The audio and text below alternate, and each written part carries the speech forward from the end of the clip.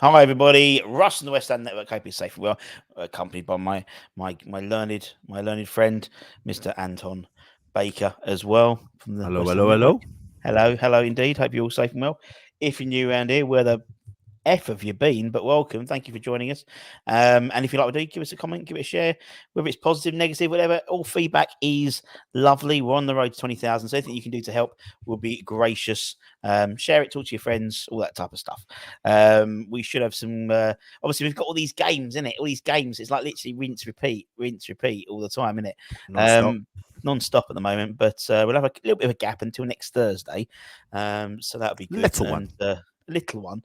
And Little we're one. lining up Little some one. goods. We are little. We'll line up some good guests as well for some interviews coming up in the next couple of weeks. Celebrity guests, ex-players as well. So keep an eye on the channel. Couple of announcements, coming up your way as well. Cheeky announcements as well in terms of the network itself. So keep an eye out for that. But Wednesday's gone. We've drawn a line under it. The under 18s, well done. Congratulations. We're through to the FA Cup final. Fantastic. Great game. Top notch. Top notch. Kadu. Marshall. And now we are mosey on down. Ollie Scars, what a player. We're gonna mosey on down to the Craven Cottage as we play Fulham, 3:00. Without their boss on the touchline. Or their main striker. That won't make a big difference, though, really. But the main striker, mate. The main striker. When the Brighton manager, that was a good game, wasn't it? When he wasn't in the dugout when we played them. Oh God, Ross, don't remind me of that. And Spurs. We thought we're gonna bottle up this negativity, and put it in the bottle bin. That's what we're gonna do. What we're doing? No. What we're doing? I'll tell you what we're doing. You know, like when you get, and obviously I drink a lot of Diet Coke. You get a bottle of Diet Coke. That's negativity. Okay, it's a fresh bottle. We're shaking it up. I should do that. Shouldn't do it so like that. We're shaking. That's even worse. Even worse. I'm not. I don't know what's going on. We're shaking it up. We're going to undo the cap, and it's going to be all that aggression, all that frustration is going to go into the Fulham game, where. You know, by all accounts, according to various news resources and sources out there, if we don't pick up a point, or maybe if we do pick up a point, if we don't win, then it could be Mr. Moyes' last game in charge. You did a story about it yesterday, as well as others. It's been widely reported that it's the last chance saloon. He's walking into the bar, double doors. Yep. But for me, I've said my piece. You've said your piece. And I think near the tail end of the video that I did, I actually said that, it's become really vivid and important. It's an important message to be sent to the West Ham fans. And you don't need me to tell you, West Ham fans, how you need to think. But when it comes to game day, the squad and West Ham need us. And we need that unified approach 100%. Like you said, Russ, at the top of the show, like that Wednesday's done, been and gone. It was crap. It was awful. We've been there, done that, wore the T-shirt. I've said it to you many times. However, Fulham's a fresh start. I know we've had 20-odd fresh starts this season, but this is another fresh start, and we're just going to have to treat it like that, and we're just going to have to back it up. And I don't doubt for a second that the minute that whistle blows, you'll hear the West Ham fans singing loud and proud, and the fans behind the scenes watching the game from afar also willing this team on. That's what we want. We want the best for our team, and that's what we need to do. We need to have that unified approach, and as long as the players back it up on the pitch, and realize that. I mean, I understand those individual errors. I get that, and obviously we have to talk a little bit about it because it references the game today. Definitely. But tactics and formations have to also be answered for and dealt with in this game.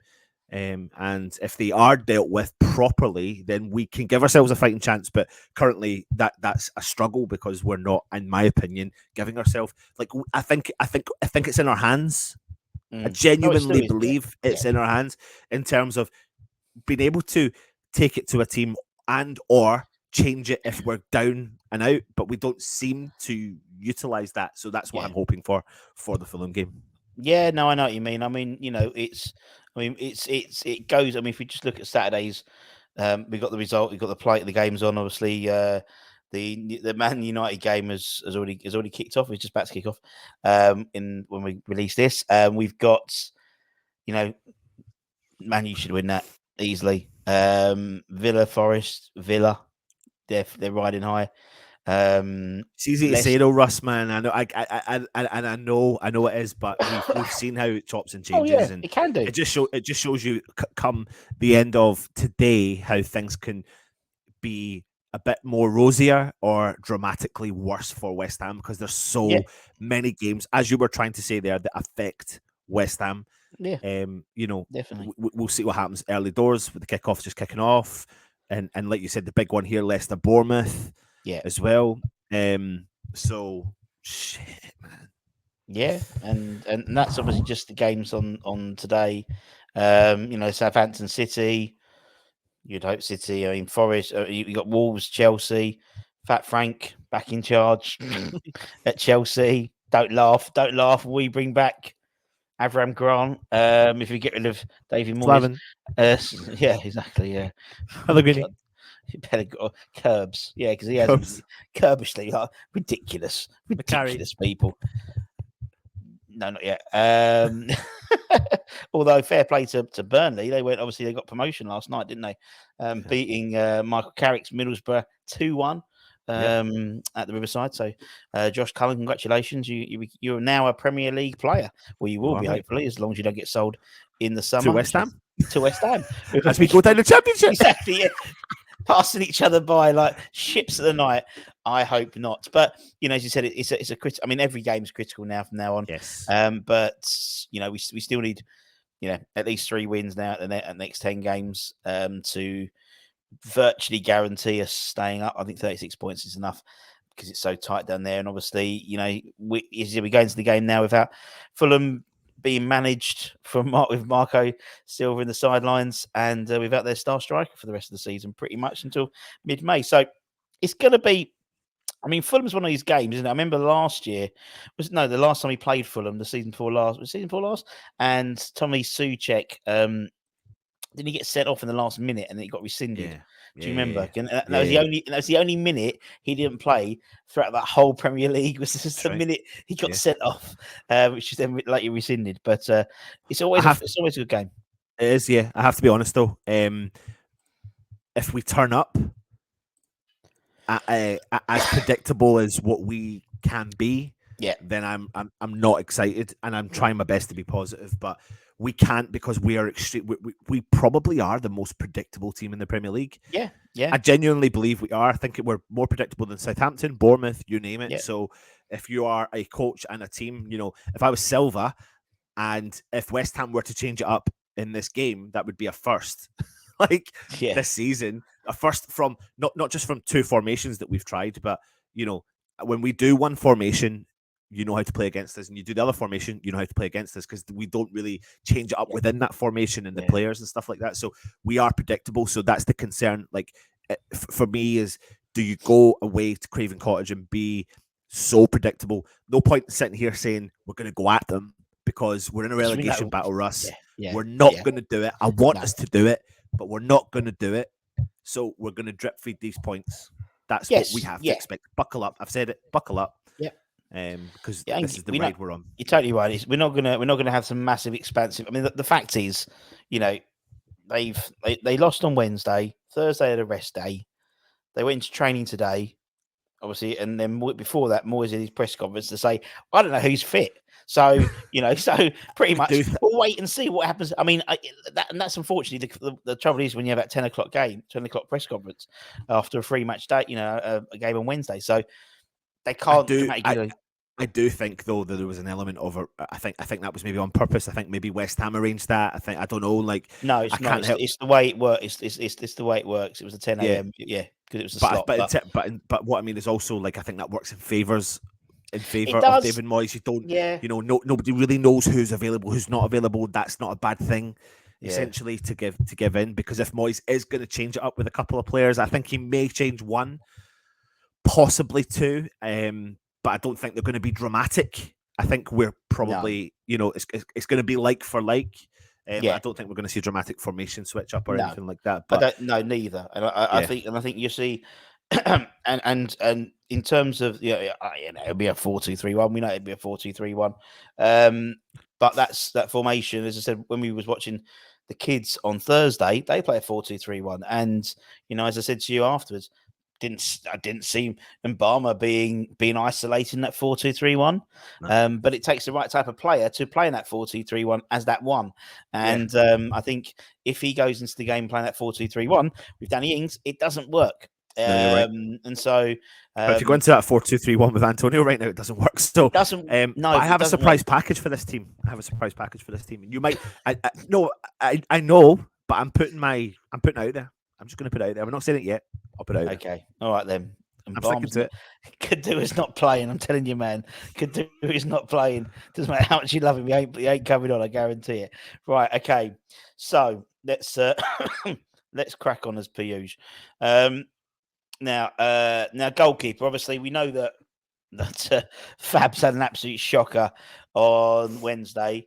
Does Moyes go with him again in that he's an experienced goalkeeper and he's had shockers before and he's come back stronger, or is it see you later, we're bringing Areola back in? Whatever decision he makes, I think is going to, for this game in particular, is going to be the keeper for the rest of the season. In between the sticks, I think this is the big one in terms of making the decision. You've got a couple of options here. You've got the option of sticking with your guns, with Fabianski, or bringing Areola into the team who plays against his old club. And oh God, I don't know. Really, part of me's like, of a coin. You can see both. You can see both. I don't personally. I don't think.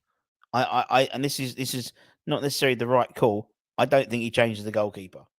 I don't think he does, because we know Moyes, and he likes to stick to his favourites. We don't. We no, and again does. we don't necessarily think that's the right thing to do. I'm not suggesting it's the right thing to do. Right. Actually, I think if a keeper has a shit game, there's two good goalkeepers. You can interchange them. Actually, to be honest. Yeah, but he did have a really bad game, and he really did put us under pressure quite a lot. Now, I think he made two really clear-cut, good, fantastic saves in that game. However, they were outweighed by the negatives. Totally, and it was calamitous, to be honest. And he did not. I mean, wow, that alone should go by. I mean, history has said that if someone has been really bad, they should get dropped or should get rested. But do you know what? I'll stick with you. I'll stick with you. Should do, and I tell you why as well. Why I think you'll go Fabianski. Areola's had how many games while Fabianski's been out? The first game out, Fabianski is back fit. He's straight back in. No, that to me shows that Areola has not done enough for Moyes. Whether we don't see it in terms of he picks a team, and so I think it would have to his leg would have to fall off. The only tiny but to that is how bad Fabianski was. That's the only tiny but. Yeah, no, you're totally right. Yeah, I agree with you, but the only tiny but could be that. But I agree, Fabianski in goal. Yeah, and again, this is what we're trying to do is put together what we think will be the 11. Obviously, I think, to be honest, they're interchangeable at the moment. I don't think Areola's done enough to. Well, I'm going to have to battle you for one of the positions. I know I am. Yeah, you probably will do. Yeah, not up top. Not up top. Near the top. Near the top. I'm going to battle you, though. I don't think you have to. No, you will. Trust me, I will. Right. Okay. Well, I might have the person who knows. Right. Do we need to beat about the bush with the two centre halves? No, I think they had. I mean, particularly Naif had an absolute horrible game in all honesty. But there he's chosen two. And to be honest, though, Naif did have a crap game, but so did Zuma. I thought he played all right. I'll tell you what, mate. See, when you rewatch that Joe Linton goal, that was definitely. all. I mean, Zuma didn't even look at his peripheral vision. He didn't even look behind him. I can't believe. Does. Yeah, but he never does. I mean, that's not good. That's not good at that level. Yeah. And I actually think, if you think about the pass that Fabianski made to Naif Aguerd, okay, didn't deal with it well enough, but Fabianski shouldn't be passing the ball to him there in the first place, and that's why Aguerd and him kicked off with each other a little bit. Like, they were quite angry. Aguerd was angry at himself as well as Fabianski, but I think that the two of them had an off day at the office. Yeah. and That's one of them not in unison isn't yeah, good. Let alone the fact that the true. three of those players on that picture right Yeah. now were not in unison. No, you're right, and I think it's one of those things where something like Aged, when he doesn't make a mistake very often, but you go, oh fuck, you made a mistake because actually it's so unusual that he makes a mistake Yeah, like that. yeah, Whereas someone like Suchek loses the ball, oh here he goes again. So it's almost like yeah. it's just a catalogue of those mistakes, and yeah, he'll come back, and as I said, they won't have the physical battle with Mitrovic, Yeah. so they may have a slightly easier time. So, but I We think, hope. yeah, I mean, we hope. I mean, there were calls of maybe, Oggy coming back and playing the back three, but I don't think they've got time to piss about with it. Nah. If we have one training session in essence since the last time they've played, they haven't got time to fuck about. So that's why I think Nah. you're going to get a lot of formations going to be similar. As you said, I think there'll be players interchanged, but it's going to be a similar formation, nothing dramatic. And And and, and as much as I moaned about the game and the manager, you have to take on the board the fact that there was 4 clear-cut individual errors in that game that yeah, falls on the players. And therefore, if you do, the reason why I then blamed the manager on top of the individual errors was because if something's not working, then change it, and if you don't change it, then you're not giving your players a chance. And if we are 2-1 down or 3-1 down, the goal very quickly in the second half, then you've got a chance to chase the game, and that might not have ended up 5-1 if specific substitutions were made or yeah, tactical decisions were made. It could have ended up being 4-3 or 3-3 or 4-4. It could have been one of those games, but yeah. we just folded and gave in and went, there you go, just have a couple more goals for it. Yeah. Well, as I said, when we came out the game, came out the stadium, and Joe, who bless her, has not got a fucking clue about football, basically said to me, they just did the same thing the whole game. Yep. And I went, yes. And if you Welcome to can West see it, Ham. exactly. And if you can see it, who's literally not even really watching the game, really, she's on a phone most of the time because, me and Flo are up in the box. So what's she going to do? She hasn't got a clue what's going on, but she can still tell. It's very true. And as you said, all the substitutions were like for like. So, what do you expect? Right, okay, so we'll do that. No problemo. Let's go with left back, Emerson. Yeah, absolutely. I don't necessarily think he was massively at fault. I think if you had to really pinpoint anything on him was because he had to commit to going forward. Yeah, We were maybe cut out of the back a little bit more, but I don't agreed. really necessarily think he's massively putting a foot wrong. I don't think I don't think he's so. done No. anything calamitous in terms of going why anyone else would come in. So for me, he's getting a run of games. He's looking decent. And I do still think, even though if you had to look at something reasonably positive, even though it's really tough to do it, there's definitely an understanding between him and Paqueta. There's definitely an understanding between him and Paqueta. They understand how to play with each other. They understand how to And Ben Rama, I interact, think. how to overlap. Yeah, well, yeah. But we'll come on to that in a Yeah, second. no, I 'Cause agree. I I do agree know. with you on the Benny thing. Yeah. It's just down to one other thing that Out of all our summer signings, I think Emerson's the one who's integrated himself more seamlessly into the side, maybe because I think I think again came it's in. taken some time, though, isn't it? Yeah, he hasn't played, has he? To be honest, I Yeah, mean, exactly. and then and obviously the reason being is he's played Premier League, so he knows the league already. So there's something to be said about bringing in Premier League players. Obviously, there's a premium for them sometimes, but they're easy enough to integrate because they know the pace of the game, they know how it all works, they know the different grounds, they know different players, and where this is the first time Naif would have gone to Craven Cottage and all that type of stuff. So it's always a learning experience for these foreign based players who haven't played in the Premier League before. It's a smaller pitch, right? It's a smaller stadium. Yeah. They can make a racket, but they make a racket with those slapping things, don't they, as well? So Yeah, and they got like a neutral area. Here's a yeah, neutral it is. area. Do I you know what I know, mean? but yeah, But it's Emerson. a fun game to go to. Anyway, yeah. So we put Emerson left back. They're right back. Obviously, Tilo started and was substituted with 30 minutes to go, like for Soufal. For me, if Soufal's fit, Soufal plays.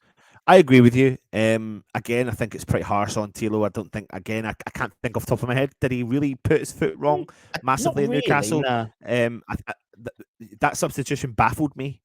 If I'm being Yeah, honest, I think what they were maybe trying to encourage was Soufal going forward. So if that's it, then okay. But to be honest, at that point you're chasing a game. I don't want to see Soufal in the park. I want to see all the other players you didn't put on the park. So, but yeah, no, I agree with you. I think Sufal's worked his way back into the team. He's done a good job. I think if we're going to, what we can't have, Russ, is the constant switching out. I don't believe in it. I don't believe in. I think squad rotation to a certain extent, but we can't keep switching our players out. It's keep switching for the formation at the back line. So if we're going to have Sufal, like, he stays there now.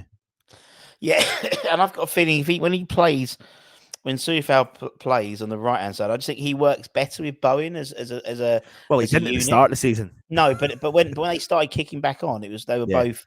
Whereas I think Tilo I don't think Bowen's really figured out how to work with him. Where right, what I like, but sorry, just quickly to add to that. But what's probably helped Sufal is competition. Yes, yeah. Because at the start of the season he really wasn't performing well. No, I agree. No, he wasn't, and I don't think anyone was, but he really wasn't, So it was a step change from last season. But I just think that he's sort of found his form again. Obviously, then he got injured. If he hadn't got that injury, then Tilo would have had another look in, really, or for the Premier League games at least, maybe the Gaines games coming up. But that's another thing. Obviously, after this week, we don't play again in the Premier League till next Sunday.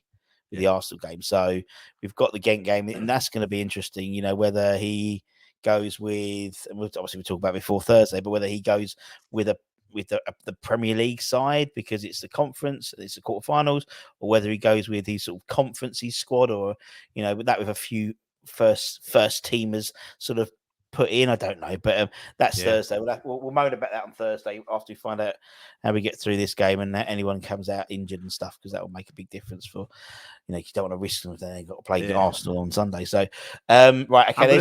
I'm going to make a suggestion right now about where we go. I think there's 3 more players that are pretty much we both agree on are guaranteed on that team sheet. I think we just fire them in and gloss over them slightly. Fire them in. Okay. We'll go with. Yep. I'll let you do it. Just to see if we work in unison. We'll fire him in. Yep. There he is. Yep. He's come back from his loan spell. Perfect. No. Yeah. We'll put them in. We'll put Mr. Rice in. Where is he? There he is. There's Deck. We'll put Decky in. Obviously he was at the game yesterday. No, yesterday, Thursday. He was on. With Nobes and a few of the others. And while you're doing that, like, nobody can question, Declan Rice's come out. You can see he's hurting. You can absolutely see he's hurting. Oh, totally. What I will say about Paqueta is that he's a phenomenal tackler of the ball. Like, he is not scared of getting stuck in any way whatsoever. Like, so it's funny because the two of them still excite me in a roundabout way. Borderline getting I get a little bit frustrated sometimes at the attempts forward from Paqueta that don't go anywhere. But I think that's just his style of play, and we have to adjust to that because because let's be honest, Russ, he's playing balls forward to nobody. Yeah, he does. Yeah.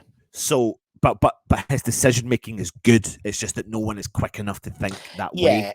He plays it into space quite a lot, doesn't he? He plays it rather than where our players tend to obviously pass it back to feet and or static.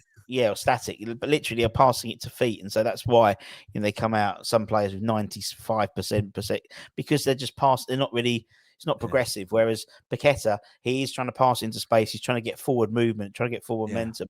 And unless they're switched on, it's a wasted pass. He does have a very strange way of passing it. It almost looks lethargic, and it's not the way, but it's the way he passes it. I'm not saying it, but it's it's sort of like puts. It's actually, I feel like sometimes he kicks the ball before he's ready to kick the ball. If that makes any sense. But that's just. You don't get to the heights of football. People may slag off Willies at West Ham if you're not a very, very, very technically gifted, strong tackling player.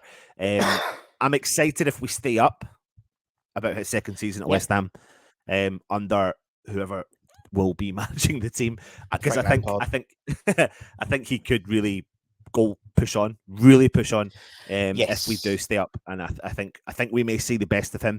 But I know we've got Bowen there, but I think what we do now could really be key. Yeah. For really progressing that. Yeah, no, I agree, and I think you're right. I think a number of these players with a decent pre-season under their belt, with potentially a new manager, Paul Ince, or something like that.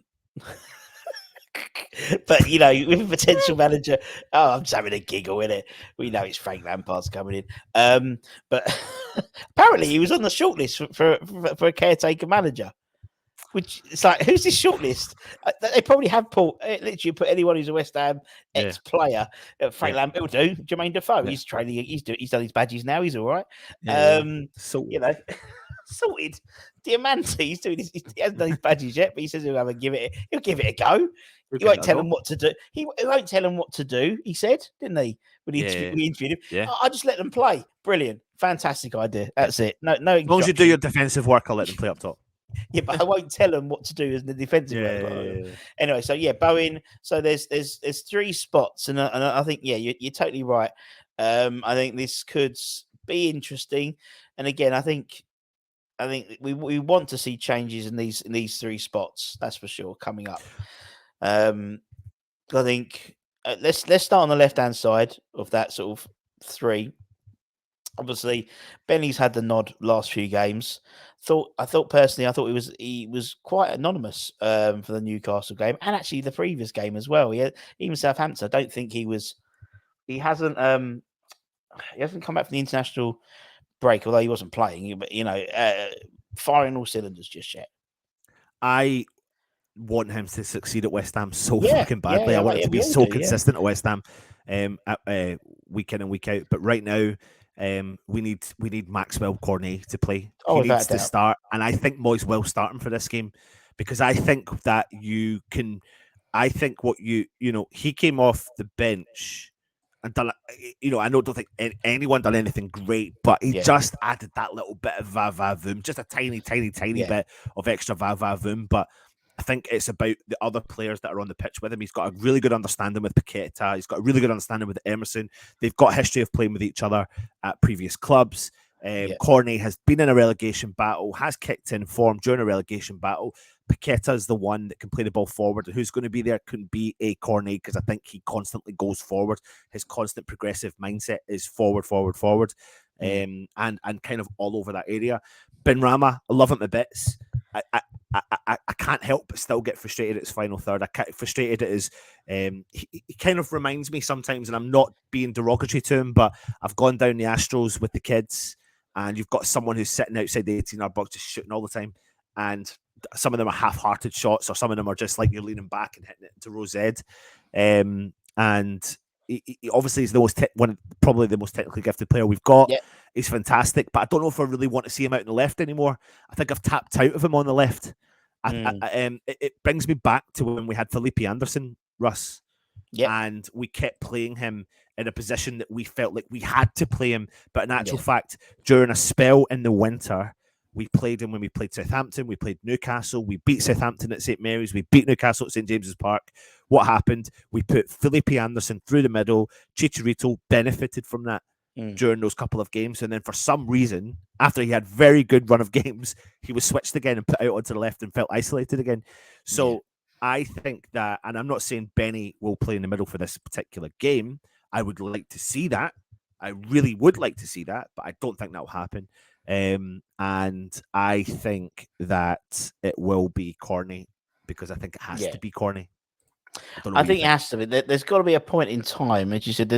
And I think Fulham will probably just as good a point in time as any. I think to get him back in the fold, because he had a run of games before he got injured, where he was playing, and obviously some on the bench, and he came on, and every time he's come on, he has impressed, and it has just given you that extra oomph. And I think him with Emerson will be a nice pairing, and obviously Paqueta as well. I think, the amount of times Paqueta tries to put these through balls through just between almost between their right-sided centre back and their right back. He tries to thread the ball quite, and the idea being is Benny would loop round, but he hasn't got the pace. Whereas someone like Cornet would offer the pace, and with him and Bowen, there's some There's a lot of potential there to And move, there's move it so around. much potential then for Ben Rama to come off the bench and do a Yeah, job that he yeah, can do.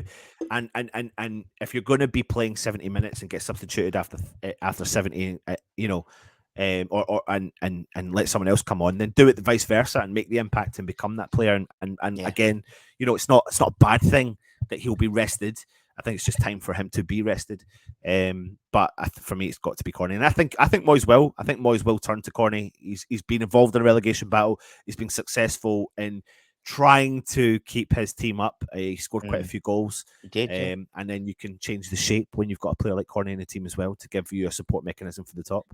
yeah, agreed, agreed. Right, 2 spots.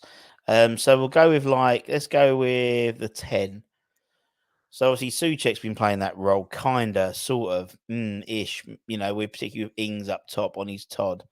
And regardless of Moyes clearly knows that Ings is not a guy you put up top on his own, but he does put him up top anyway.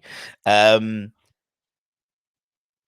that 10 role, obviously, I know you'll probably be touting someone like Manuel Lanzini. But do we? I mean, for me, Suchek should be anywhere near his side. Without a doubt, should be anywhere near his side. And I think the trouble is by playing Suchek at a 10, you've automatically going to go with that big ball up top, and that's not with the likes of Paqueta, Cornet, Emerson, Bowen. I mean, these guys need the ball around their feet. They need to play nice football and not go for the big man, the Fellaini, at 10 for the knock on. It doesn't work. It hasn't worked all season. Now I'm going to put a pitch in for this is my pitch, and you give me your pitch afterwards. So my pitch is Flynn Downs comes in and Paqueta goes to 10. Now I know that removes that sort of his tackling ability, but I think Flynn Downs could quite easily fill in that bit and put Paqueta further up the pitch and have some creativity up front. Your pitch, Mr. Baker. I like your pitch. I do like your pitch because I think Flynn Downs, you've said it before, is a technical player. Yeah. And not just a blocker like Suchek is. Suchek's stats over the last several games have been pretty shocking, but I can't necessarily blame him individually for that because he's been put in a role that he's having to find his feet in. Yeah. I am going to pitch Manuel Lanzini for this game. Absolutely going to pitch him. I think this is. I've said it a few times. I think we've said it I've said it on a show with you that Lanzini's not finished at West Ham yet, and I think every season he's offered something. Every single season, whether he's been injured or not, he's offered a kind of spell of games. Now he's not had a spell of games recently. He's got the Europa Conference League. He's played against lower standard, and that's fine. I understand that. His last game he played against Larnaca, albeit yes, it was Larnaca. His every single thing was played through Manuel Lanzini, and it was all positive that he made. What he showed me in that particular game was that he can do what we initially thought he was going to be brought in to do, which was sit a little bit deeper and play from a deeper role and spray that ball around, but also can be creative and go forward. I genuinely don't understand why Suchek would start this game. I don't understand it. It wouldn't make any sense to me why Suchek would start this game at all. Like I'm trying my best to take myself out of the equation slightly and look at, well, if you look at his individual stats for the whole games over the last 3 or 4, like they're so bad that it's you are in turn ineffective. So why do you then keep your position? We do know Moyes' history of giving players a position when a player's inconsistent. It's weird, but he's done it before in the past. But I don't understand. There's no reason to do it. No battle that I would be massively over the top concerned about. I think we need the creativity. I think we need to score goals. I think by doing that, I think there's only one other player in the park. Maybe Pablo Fornals is one as well. I don't think we need a Flynn Downs. I think Flynn Downs needs to come on the field at a relevant point. I think that this game, as Moyes is saying, and everyone is saying, is a must-win. And he said, well, we had a must-win against Everton, we done it. We had a must-win against Nottingham Forest, and we done it. But you cannot, for the third game in a row, leave your striker isolated. No. And I still think you're isolated if you don't play someone creative alongside Corney and Bowen. And I think it would be an absolutely ridiculous thing for him to play anyone but either a Lanzini or Fornals there. But for me, you could be looking at Lanzini and Corney as being they could that switch up, Russ. That's a switch up. That's a bit of a positive move. That's still defensive minded, but also a positive move and going forward. That switch up alone can get you the three. I think could get you the 3 victories you need for the rest of the season to try and pretty much guarantee your safety. And then if you want to play Souček in the other 6 games, I'm just trying to, and I'm also trying to go in Moyes' head. Do you know what? I'm trying to be in Moyes' head, but I'm maybe nipping away at the 5% that Moyes is thinking about. And I just think this makes total sense. Fulham at Craven Cottage, when they're missing the manager, albeit he'll be there, but it doesn't really necessarily count. Missing Mitrovic, I can't think of top of my head the big midfield battle. I think we've got enough in the midfield there. We're lacking creativity. We're not scoring goals. These two could be the kind of, within reason, all jokes aside, Hartson and Kitson duo that could come in and try and catapult this season. And you've got to look then there, Russ. Emerson, Paqueta, Lanzini and Corney, the creativity between that side, that left-hand side, could absolutely dominate. And I mean, depending on who we put up top as well, could also all right, be some. We'll go with that, and then what we do this one, and I'll put my bit in, and then one of us we'll both be wrong, don't matter. Yeah. Okay, Lanzini. Yeah. Okay. I think that We'll go back. We'll do put it in the comments if you're watching. Put it in the comments. Let us know your thoughts on all the teams so far, but in particular, maybe the last 2 positions: Lanzini, Corney, left. I think Corney's. I think Corney's. I think that's that needs to happen. It's not like, but I think and I think, mate. And again, in a few hours, about an hour or so, we'll see the team sheet, and we probably will see Souček in it because we know he picks when his back's against the wall. But we don't want him to. We don't want him anywhere near the team. But the chances are he probably Ross, is. Can you do me a favour? Can you show me your face when I say Tommy Souček? Just no. I'll show you my face. Very good. Right. Okay. So if it's lands it, then who goes up top? And you can't say Kadua. With that team, Russ. Yeah. Antonio. Yeah, I agree. I don't think at the moment. I think until Moyes goes with a 2 up front, Ings is totally ineffective on his own. Totally. I wouldn't even think about putting him in a side like that because straight away you've lost. In essence, you've lost. If you are putting in not putting in the likes of Tommy Souček, if you're not bringing Tommy Souček into the side, then it's totally ineffective in my opinion. In terms of an Ings, he's not effective without some sort of physical backup. Now, if he goes 2 up, if he ever went 2 up top, then he could bring Antonio. Antonio and Ings would work, I think, because Antonio could bring the sort of the oomph. And then Ings can be the guile, so to speak. But I think at the moment, without Skarmaka back, and obviously he'll be back next week. So Skarmaka and Ings, I think for me is the 2 they go if you went 2 up front, because I just think it'd work really well. But against Newcastle, at one point in the game against Newcastle, Antonio went out left, and he just drove at their fullback.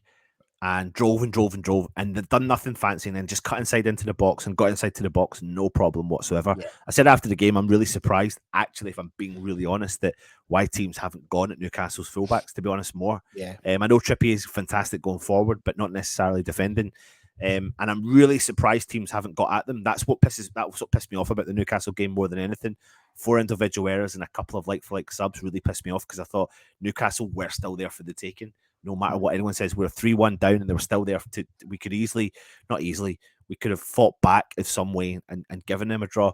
But I like when Antonio went out left, and if he did that in this game, then look what you've got there to replace. Because Corney if Antonio's out on the left, Corney will not be on the left.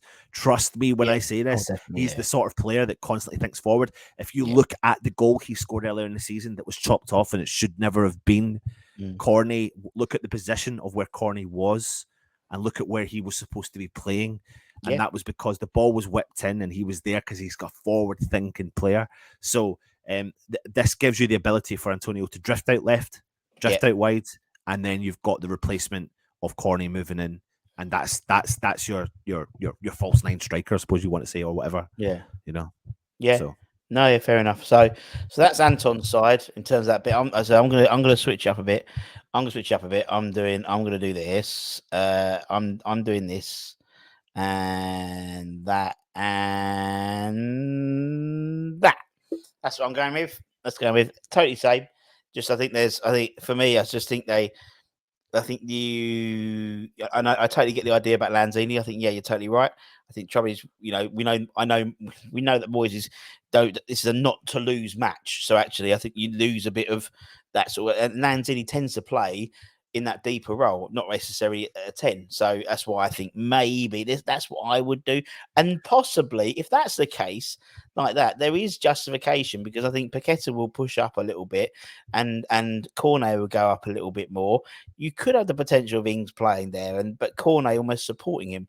And just because Emerson doesn't really play like a left back, he plays like Cornet. He's always where position. He's so more attacking. I mean, at the end of the game he was still like running into the box almost. Centrally into the box. So, I think that can mix it up a little bit. And I think what you've got there though is this kind of like triangular effect that we tend to do. I think we've become so reliant on it. We don't always have to do it, but we do always do it. And what you've got though is if you've got Flynn Downs, Declan Rice, what I will say is by playing the kind of Paqueta and Declan Rice in that role, there are gaps opening up in behind Deckers. There are absolutely because he can't just do the job himself. So if you resort back to like for what then if you give Dex that that guy that will just stay there and not move from there, that is the Flynn Downs. Flynn, yeah. But if you don't do that and you want to go a little bit more attacking, then you can switch it up. So yeah, either or. I think there could be a couple more changes. It could be Fornals rather than Downs totally. or Souček or Benny or Ings. They're probably 3 or 4 players. Yeah, there and Areola. Yeah. I mean, Areola, yeah, exactly. It's like it's so much, and I think you may even get on. I mean, we haven't had any. Scarmacca's the only one we know is out. There may be one or more 2 knocks which we don't know about. I wouldn't be surprised if you see a couple of the kids maybe on the bench because obviously they played bloody well on Thursday. And as I said, Moisey was there. He had a bit of paper out. He was making notes. He was talking. He was turning around to Kenny Brown and they were looking at things. But on me with that though, I would love to think that, but I don't think they will. They might be on the bench, but won't come on. I mean, on the bench. I'm not saying starting at all, but I mean on the bench in terms. No. I mean, no, but I don't even mean coming on off the bench either. I don't think they will in terms of that, and I don't even think they'll play or feature in Europe either. The reason why is because Moyes will want them to play in the FA Youth Cup. Possibly, yeah, but he's not. At the end of the day, he's cool. He's cool. He's the priority, and it's not Kenny Brown's call. So no, I know that's what I mean. No, but I think he'll protect them from that. Like if it's not unnecessary, I think maybe, we're probably playing at our old heartstrings there with it.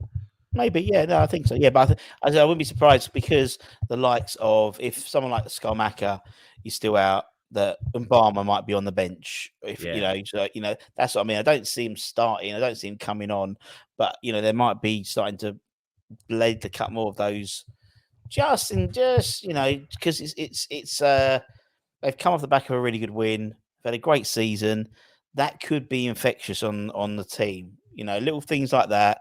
Youthful enthusiasm. That we've spoken to players who.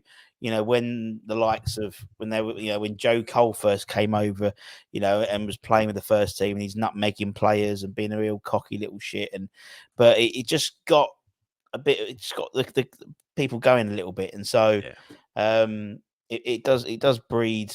It can breed through. Right, so that's it, gentlemen and ladies. As I said, let us know in the comments what you think the starting line is going to be. It's not going to be long until it's announced, but obviously the watch along and everything else will be done as per usual. And then obviously we do the ratings on Monday. And if any news breaks after that, which it could do if we lose, then we'll try and bring it as soon as possible. But until that, as I said, if you enjoyed it, give it a like. It always helps. You're going to say something? Just say get behind the lads. Of course, get behind the lads. We always do. Win or lose, we're always on the booze. And yeah, it is. We've got 10 cup finals left, not including the European ones. And we'll see what happens. Come 5:45 tonight, and see where we're in the system in terms of the table. Yeah, currently, we're obviously out of the bottom 3 on goal difference, but we know 1 goal makes a massive difference in the bottom 8, bottom 9. My word, it does. Crazy, isn't it? Absolutely crazy. Anyway, myself and Anton, take care. Stay safe, stay warm, stay humble, keep the faith. Irons. Come on, you irons. Irons. We'll see you guys. You irons.